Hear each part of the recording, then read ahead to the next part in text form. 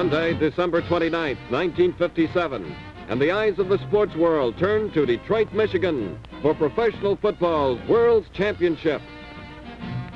A sellout crowd numbering more than 55,000 makes its way into Briggs Stadium for the silver anniversary championship battle that pits the Cleveland Browns against the Detroit Lions. This will mark the fourth time the Lions and Browns have met in 1957. The teams broke even in a pair of preseason games, while the Lions won a 20-7 decision in league play. Nick Kerbaway on the left, Detroit's debonair general manager, welcomes the Cleveland Browns president, David Jones, to Detroit. The Western Conference champions, the Detroit Lions, receive a royal welcome from the partisan Motor City Rooters. The Lions posted a season log of 8-4, and then went on to defeat San Francisco in a spectacular playoff to win the conference crown for the fifth time. Cleveland is far from being a stranger to championship play, for this is the Browns' seventh title appearance in the last 8 seasons.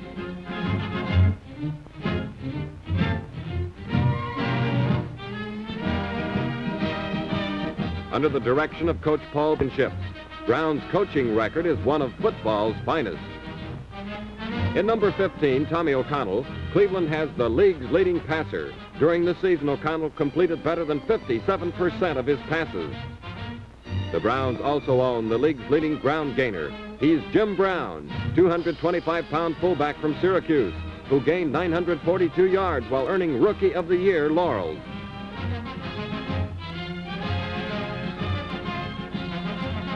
Coach of the Year honors go to Detroit's George Wilson. Wilson took over just prior to the start of the season and won the conference crown on his first try. A broken ankle will sideline Detroit's regular signal caller, Bobby Lane, but Bob will help out on the phones. Tobin Rote, an 8-year pro veteran, will direct the Detroit offense. This will be Rote's first appearance in a championship game.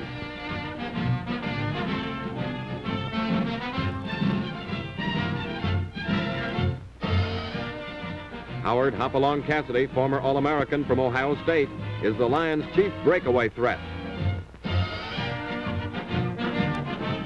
John Henry Johnson is Detroit's bread and butter back. Johnson was number 4 in rushing in the National Football League. The Lions' top rookie is Steve Junker. He's a 6'3", 220-pound end from Xavier and one of the 4 first-year men on the squad. Yale Larry handles the punting chores for the Lions and also mans the defensive halfback position. The Detroit secondary, one of the best in the business, also includes Jim David, Jack Christensen, Joe Schmidt, and Roger Zatkoff.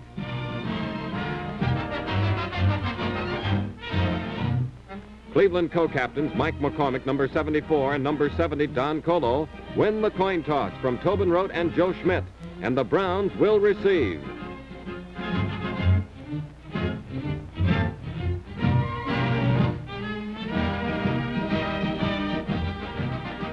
The lights are turned on in Briggs Stadium. Both teams are ready. The World's Championship is about to begin. And stepping up to the Miller High Life microphone for the first half play-by-play is Earl Gillespie.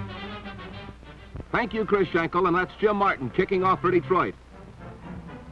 It's a booming booth that carries clear out of the end zone for a touchback.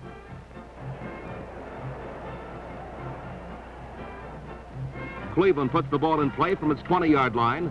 Tommy O'Connell passes down and out to Darrell Brewster for a 17-yard gain. O'Connell under center, pitches out to Jim Brown. Brown goes to the outside and reaches the Cleveland 43. Tobin Rote warms up along the sideline with center Frank Gatzke as Cleveland shifts into punt formation on 4th down.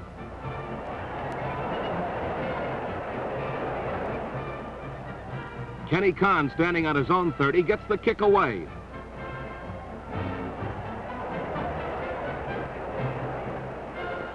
Terry Barr fields the boot at the 11-yard line, but he gets nowhere.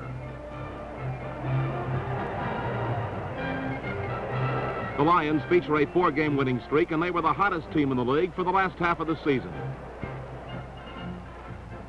There goes John Henry Johnson through a nice hole for a 19-yard pickup.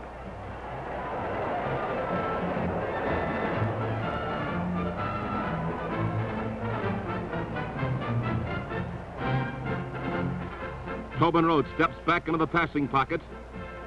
Tobin tosses on target to Steve Junker for a first down on the Browns 40.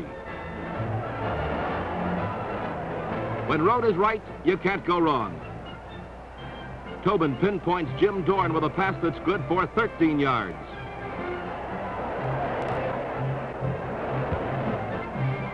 Gene Gedman tries the right side and gets 3 before he's gang tackled by the battling Browns.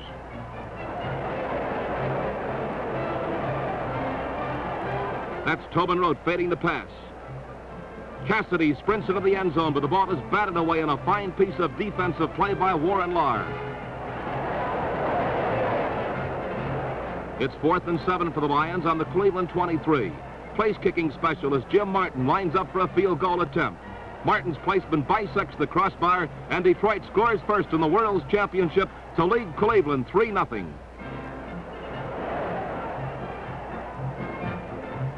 On the kickoff, Jim Martin sends the ball flying into the end zone again. Jim Brown decides to run it out, but the Lions hit him low, and down he goes on the 17-yard line.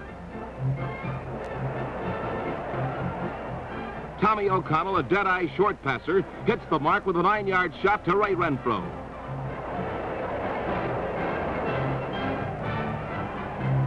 Jim Brown powers straight ahead for a first down at the 30.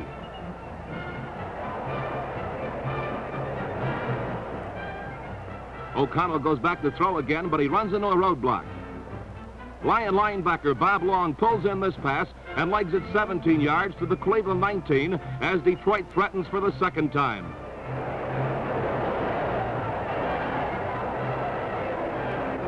Tobin Road fakes a pass and ducks through the middle. Road romps to the 1-yard line, and it's goal to go for the Lions.